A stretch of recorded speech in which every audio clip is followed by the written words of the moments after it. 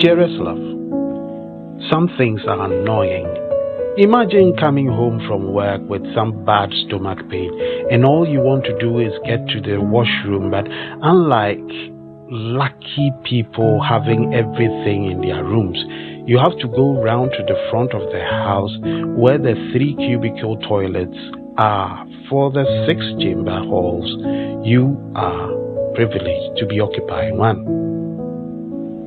As you make your way out after getting out of your work clothes and into something more civilized for the civil duty of visiting the washroom, you carry a bucket of water along, and yet as you step out, your neighbor meets you and decides at that moment to discuss the electricity bill.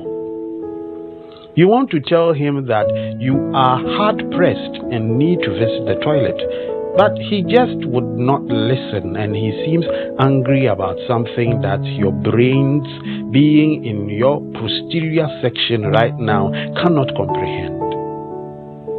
You are angry and you still restrain yourself because if you diverge focus from keeping your posterior closed, you may end up splattering every place with the toxic waste that is pressing from your insides.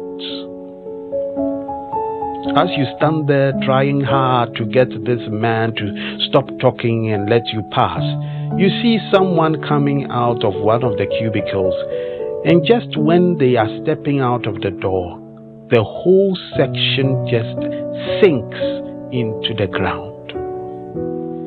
This lady that was coming out of the cubicle struggles to keep her footing, but she falls back into the gaping hole into which the whole structure had sunk. You did not shoot the missiles with the shock of the toilet cubicles vanishing into the ground. In fact, you seem healed instantly as you start screaming with the rest, not knowing to draw close to where the structure had collapsed or to run far away, not knowing if the very ground on which you are standing would also open up and swallow you.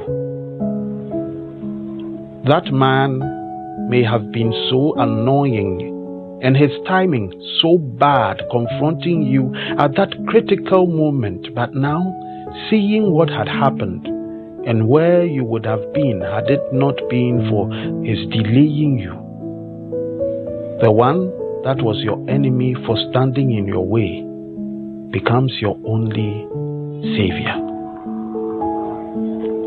Life is filled with mysteries that human wisdom cannot understand.